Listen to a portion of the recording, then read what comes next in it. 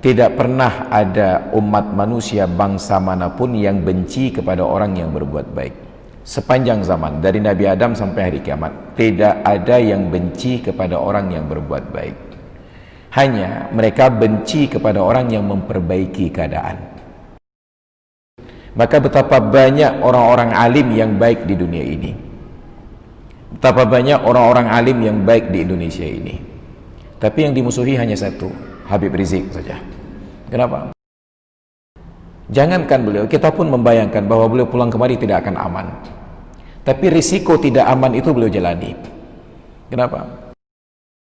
Karena mereka hanya amar ma'ruf. Tapi begitu ada yang nahi mungkar, maka mereka akan hadapi tantangan-tantangan ini di medan dakwah. Nahi mungkar itu yang menyebabkan masalah. Sedangkan kita, jangankan nahi mungkar, amar ma'ruf saja belum mampu.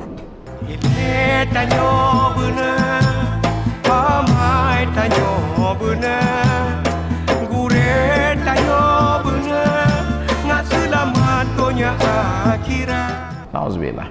Maka ini penyebab ciri-ciri akhir zaman yang kata Rasulullah ketika ditanya oleh Ummul Mukminin Aisyah, sayakunu fi akhir zaman al-qasafu wal qadhafu wa rajmu. Akan ada nanti di akhir zaman ini lemparan batu, ditelan oleh bumi dan lain sebagainya. Apa pertanyaan Ummul Mukminin Aisyah? Aqalilun fina as-salihuna ya Rasulullah? Apakah orang-orang yang soleh di kalangan kami sedikit ya Rasulullah? Nabi menjawab, antum katsir, orang-orang yang soleh itu banyak. Wa qalilun minhumul muslihun, yang sedikit itu hanya yang berbuat kebaikan, yang memperbaiki keadaan. Maka tidak pernah ada umat manusia bangsa manapun yang benci kepada orang yang berbuat baik. Sepanjang zaman, dari Nabi Adam sampai hari kiamat, tidak ada yang benci kepada orang yang berbuat baik. Hanya mereka benci kepada orang yang memperbaiki keadaan. Kita sholat jamaah nggak ada yang benci kita, semua senang ke kita. Kenduri diundang ke warung kopi, ditraktir, semua selesai. Tapi jangan pernah ajak mereka sholat berjamaah. Cobalah kawan-kawan yang setiap hari traktir kita untuk minum makan tersebut karena kita sholat berjamaah, coba ajak mereka sholat berjamaah. Hanya 3 kali kita sempat ditraktir lagi, setelah itu mereka menghindar. Hei dadu yang kaai bakat mayangnya. Itu baru mengajak berjamaah. Belum lagi kalau kita menasihati mereka buang-buang waktu di warung kopi. Duduk di warung kopi ditraktir. Hei rampakan handuk kedai kopi. Dekati nemulang penuh buku kajian baca. Itu menjadi pertemuan terakhir dengannya. Ke depan nggak pernah terlihat lagi. Asal melihat kita datang, dia langsung bayar tagihan, berangkat aja. Kenapa? Karena manusia tidak ingin diubah keadaannya menjadi lebih baik.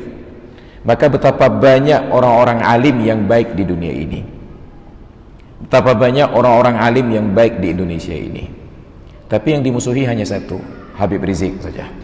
Kenapa? Karena beliau memperbaiki keadaan, bukan hanya berbuat baik untuk diri sendiri. Andai kata beliau mencari aman, maka beliau sudah aman di Arab, tinggal tawaf, umrah, sa'i, haji, aman, tidak ada yang mengganggu beliau di sana. Tapi karena memikirkan tanggung jawab di negeri tempat kelahiran beliau, kemungkaran dan mafasid tersebut merajalela, beliau pertaruhkan semua risiko tersebut. Jangankan beliau, kita pun membayangkan bahwa beliau pulang kemari tidak akan aman. Tapi risiko tidak aman itu beliau jalani. Kenapa? Karena tanggung jawab amar ma'ruf nahi mungkar, maka beliau pulang.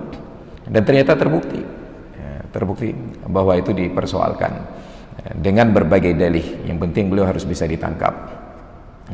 Maka kalau ingin hidup aman, jadilah orang baik. Tapi bila anda ingin memperbaiki keadaan, maka siap-siaplah untuk menanggung risiko. Dan itu yang disampaikan oleh Luqman Al-Hakim kepada putranya, wa'mur bil ma'rufi, amar ma'ruf, belum ada masalah. Wanha 'anil munkari, dan cegahlah dari perbuatan mungkar, barulah ada masalah. Wasbir 'ala ma asabak, dan bersabarlah atas derita apapun yang akan menimpamu. Baru derita itu datang ketika kita nahi mungkar. Amar ma'ruf tidak ada masalah.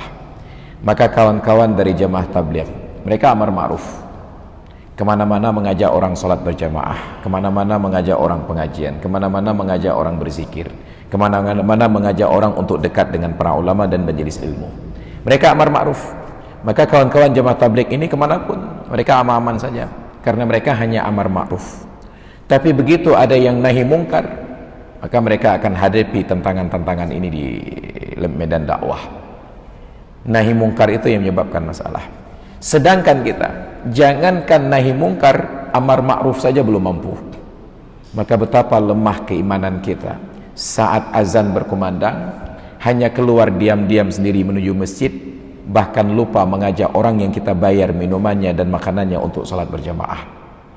Kita memberikan makan dan minum kepada orang yang tidak kita ajak untuk berjamaah.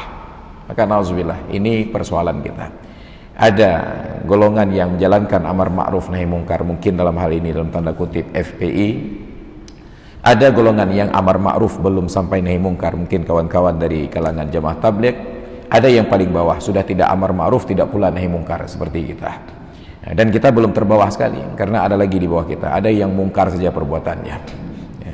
Dan kita masih bersyukur, masih berimbang antara ma'ruf dan mungkarnya. Gure tanyo bener,